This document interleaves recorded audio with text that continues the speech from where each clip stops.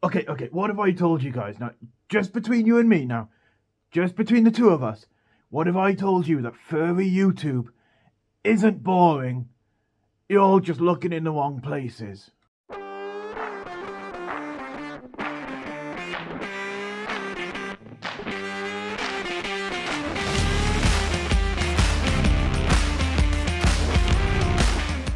Hey you all, thank you very much for tuning in. I hope you guys have a most excellent day. So you may remember a few months back, Beta Eta Delota, who is a much larger furry YouTuber than me, made this tweet saying that furry YouTube is kinda boring. And when he did this, he caused a whole world of shit in furry Twitter space.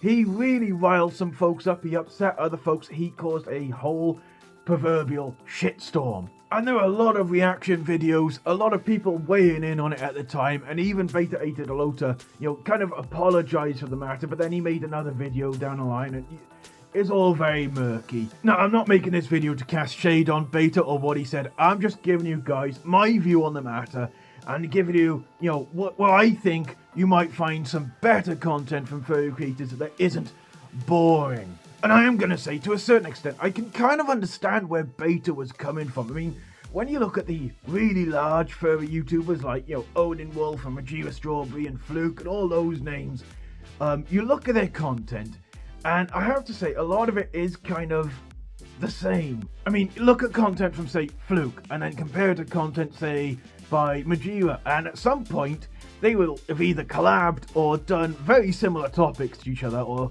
just straight up copied each other.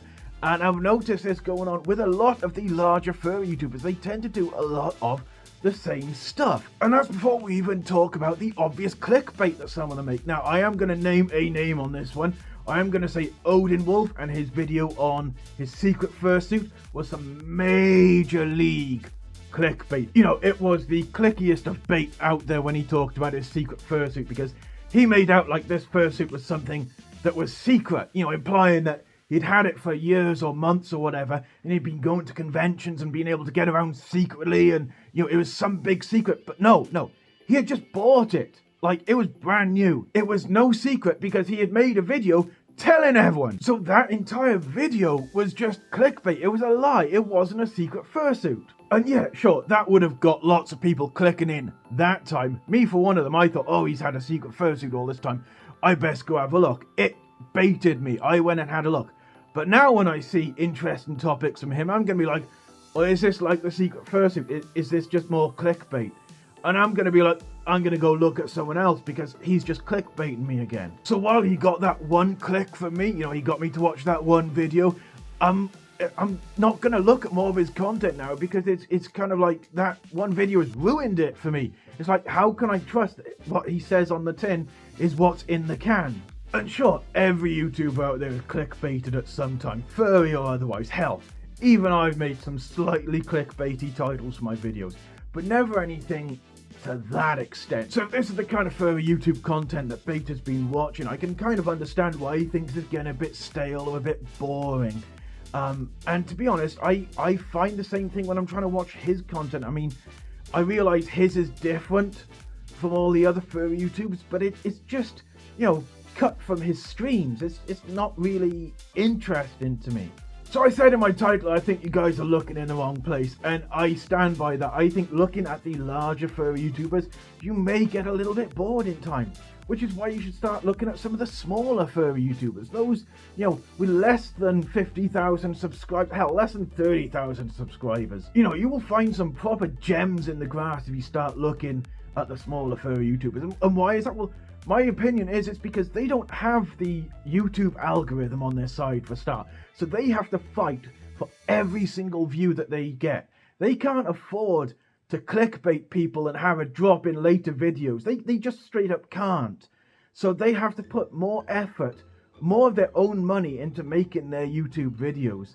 And they have to make sure that every video they do is proper quality content. The smaller furry YouTubers, they can't just phone it in on the day. They can't just be like, oh, I can't be bothered doing a video this week, so I'm going to, I don't know, review some memes. Because if they do just fall back on their laurels, the YouTube algorithm will drop them like a sack of spuds, and they'll be left wallow in the gutter, with a few thousand subscribers maybe and 50 views per video. So by virtue of their fragility, they just straight up can't afford to drop the ball on their content. They can't afford to become boring. And that's why I personally think some of the best furry YouTube content out there can be found on channels you may never have even heard of. From a few thousand subscribers where they're just figuring out their recipe, right up to like 20 or 30,000 where they're really hitting their stride and really putting in the good work.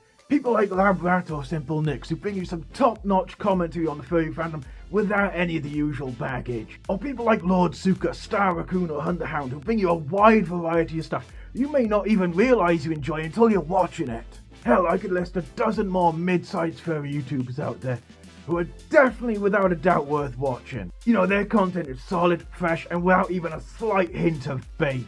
And the only reason you may never have heard of these guys is because the YouTube algorithm is too busy pushing the big-time furry YouTubers and not giving enough time to the little guys who may actually have better content. So the point I'm trying to make, guys, is maybe step away from the larger furry YouTubers out there, like the Odins and the Majiras. Give them a rest. Go check out some of the smaller and medium dudes. Check out some of their content, because you will find it fresh and engaging. And the big dudes, they ain't going nowhere. You go back to them in a couple of weeks, maybe they'll have something fresh for you as well. There's something you haven't seen a million times from all of them. But you know, take a break from their content. Check out some of the little guys that YouTube doesn't quite push so much. And you may find yourself dragged back into the furry YouTube fold and enjoying yourself once again and not being bored, as Beta says. So I hope you enjoyed this video. If you did, drop a like, subscribe, all that good YouTuber stuff. Also, swing by my Discord, come hang with the dudes. There's some top-notch dudes there, man. And if you want to support me in what I'm doing, help me make more epic videos for you guys, consider joining my Patreon. You will be seeing their names scrolling across down below. Other than that, though, you have a most excellent day, an amazing week, and I will see you guys in the next video, okay? Take care, ta-ra.